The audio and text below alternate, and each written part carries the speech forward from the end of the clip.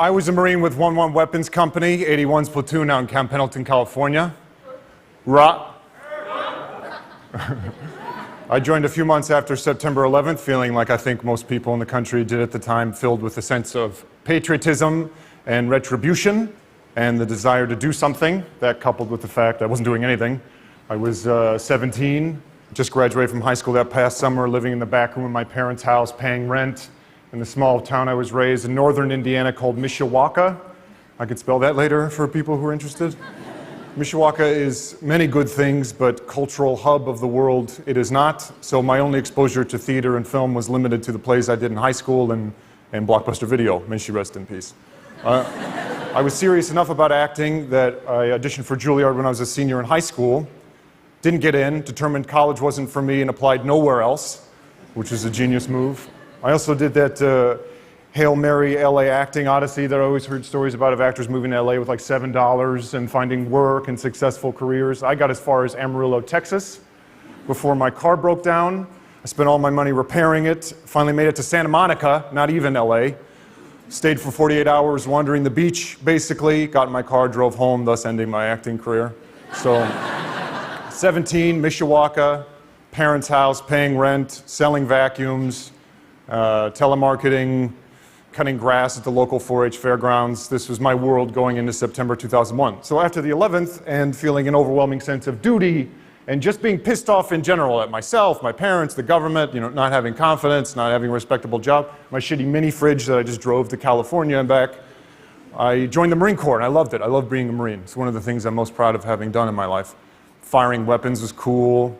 Driving and detonating expensive things was great. But I found I loved the Marine Corps the most for the thing I was looking for the least when I joined, which was the people.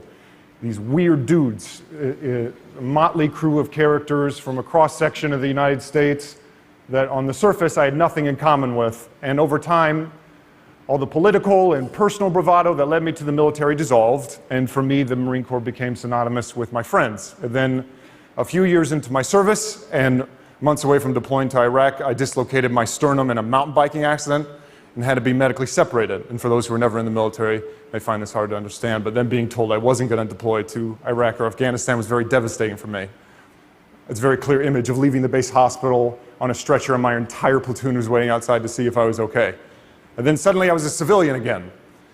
I knew I wanted to give acting another shot because, again, this is me, I thought all civilian problems are small compared to the military. What can you really bitch about now?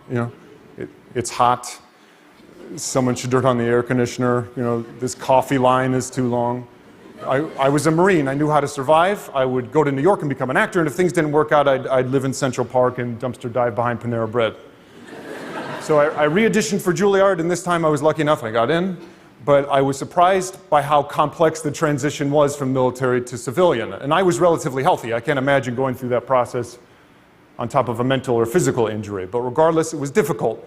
In part because I was in acting school. I couldn't justify going to voice and speech class, throwing imaginary balls of energy at the back of the room, doing acting exercises where I gave birth to myself while my friends were serving without me overseas. But also because I didn't know how to apply the things I learned in the military to a civilian context. I mean that both practically and emotionally. Practically, I had to get a job. And I was an infantry Marine where you're shooting machine guns and firing mortars. There's not a lot of places you can put those skills in the civilian world. And emotionally in that, I struggled to find meaning. In the military, everything has meaning. Everything you do is either steeped in tradition or has a practical purpose. And you can't smoke in the field because you don't want to give away your position. You don't touch your face because you have to maintain a personal level of health and hygiene. You face this way when colors plays out of respect to those people who went before you. You walk this way because of this. You talk this way because of it.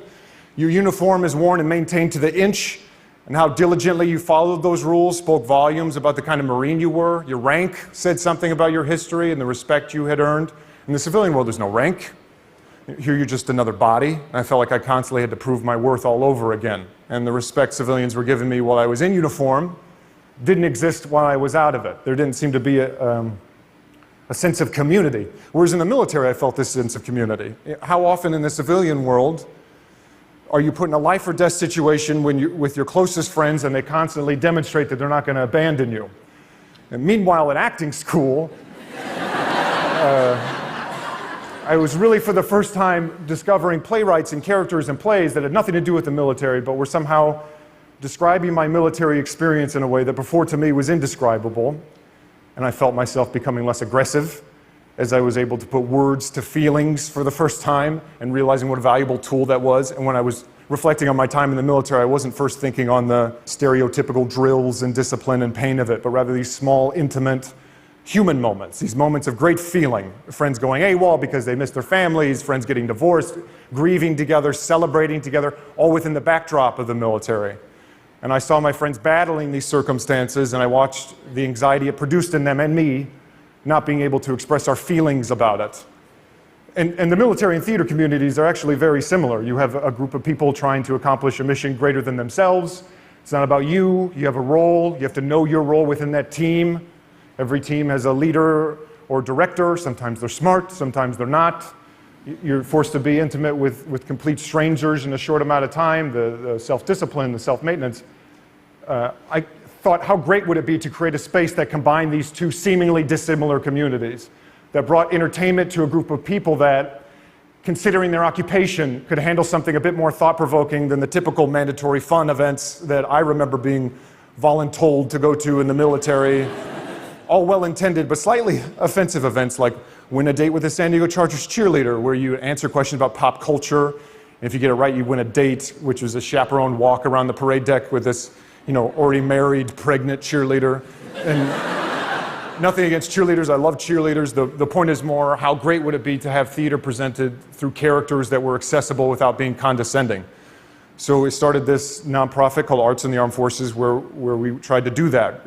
Tried to join these two seemingly dissimilar communities. We pick a play or select monologues from contemporary American plays that are diverse in age and race, like a military audience is.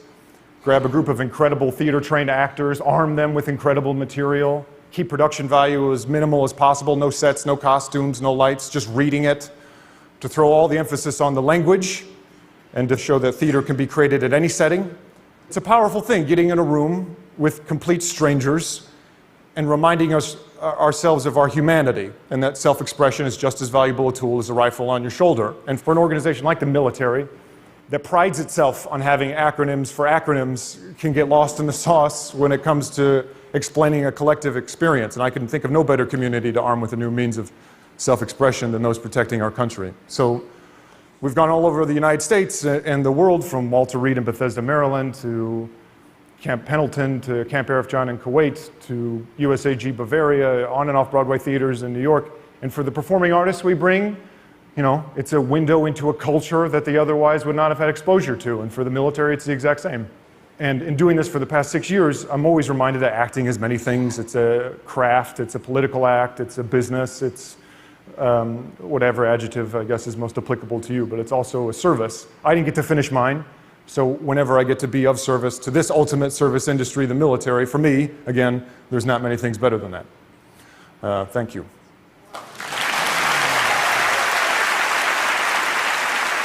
So we're going to be doing a piece from Marco Ramirez called I Am Not Batman. Incredible actor and good friend of mine, Jesse Perez, is going to be reading. And Matt Johnson, who I just met a couple hours ago. They're kind of doing it together really for the first time, so we'll see how it goes. So Jesse Perez and Matt Johnson.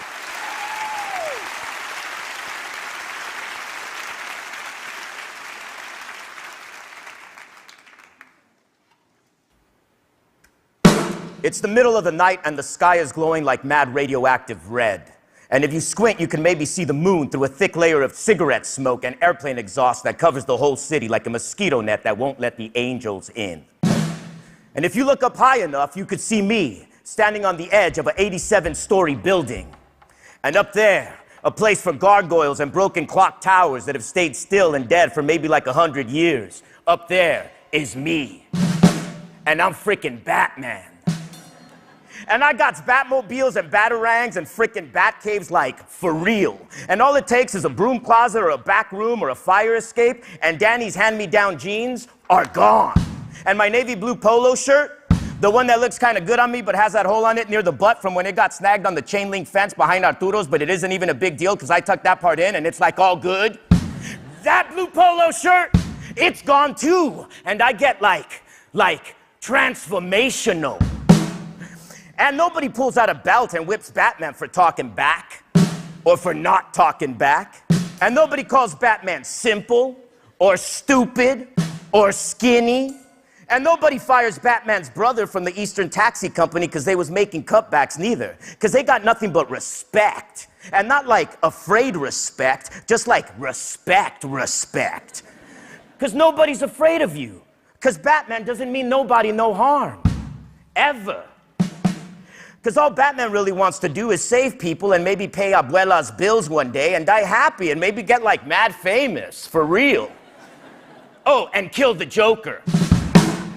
Tonight, like most nights, I'm all alone, and I'm watching, and I'm waiting, like an eagle, or like an eagle. And my cape is flapping in the wind because it's freaking long, and my pointy ears are on, and that mask that covers like half my face is on too, and I got like bulletproof stuff all in my chest so no one can hurt me, and nobody is gonna come between Batman and justice. From where I am, I could hear everything. Somewhere in the city, there's an old lady picking styrofoam leftovers up out of a trash can, and she's putting a piece of sesame chicken someone spit out into her own mouth. And somewhere, there's a doctor with a whack haircut in a black lab coat trying to find a cure for the diseases that are gonna make us all extinct for real one day. And somewhere there's a man in a janitor's uniform, stumbling home drunk and dizzy after spending half his paycheck on 40-ounce bottles of twist-off beer and the other half on a 4-hour visit to some lady's house on a street where the lights have all been shot out by people who'd rather do what they do in this city in the dark. And half a block away from Janitor Man, there's a group of good-for-nothings who don't know no better, waiting for Janitor Man with rusted bicycle chains and imitation Louisville sluggers, and if they don't find a scent on him, which they won't, they'll just pound at him till the muscles in their arms start burning, till there's no more teeth to crack out. But they don't count on me. They don't count on no dark night with the stomach full of grocery store brand macaroni and cheese and cut up Vienna sausages.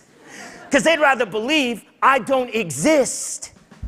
And from 87 stories up, I could hear one of the good-for-nothings say, "Give me the cash," real fast like that, just, "Give me the fucking cash." And I see Janitor Man mumble something in drunk language and turn pale, and from 87 stories up, I could hear his stomach trying to hurl its way out of his dickies.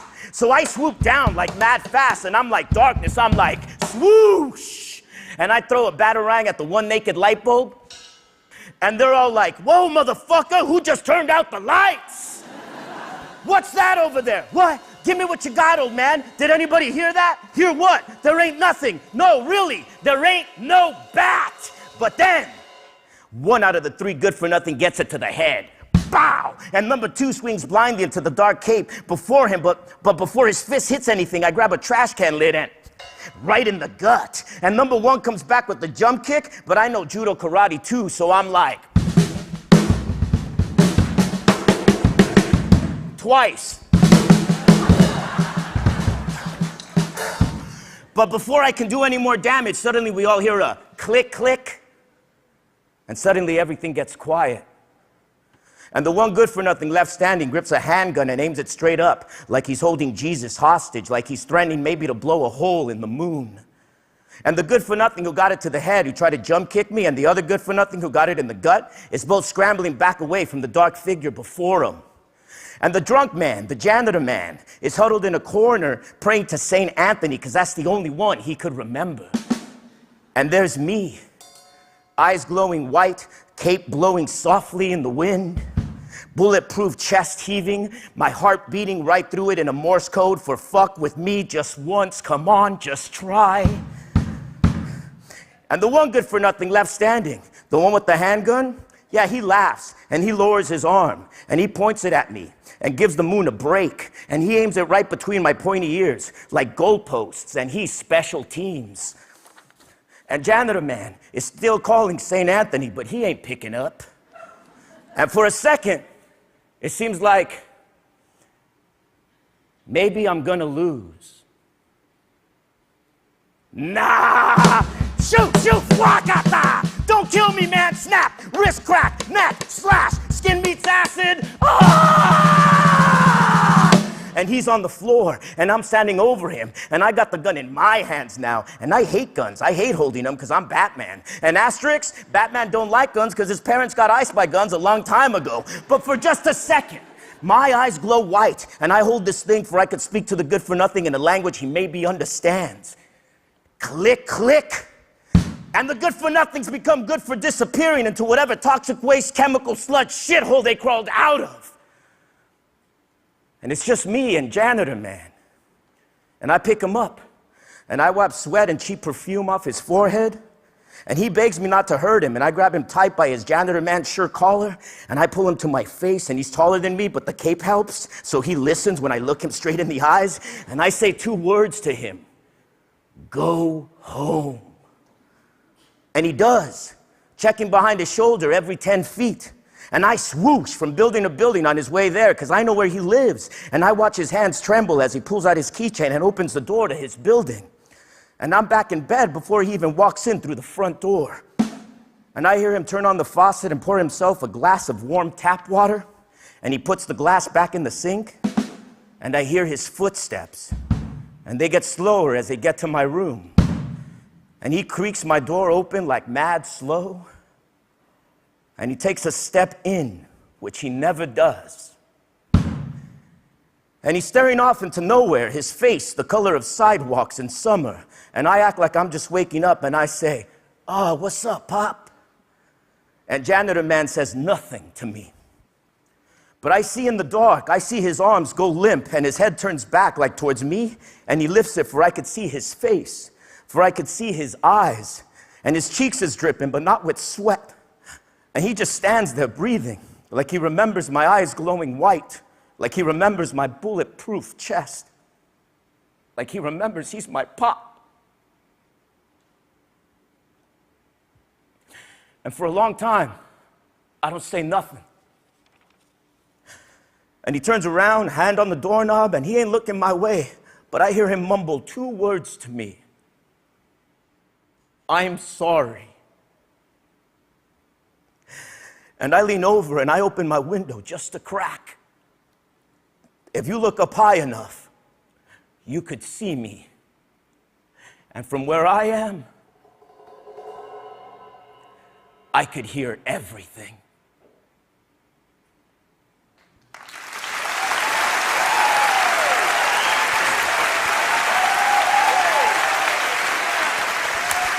Thank you.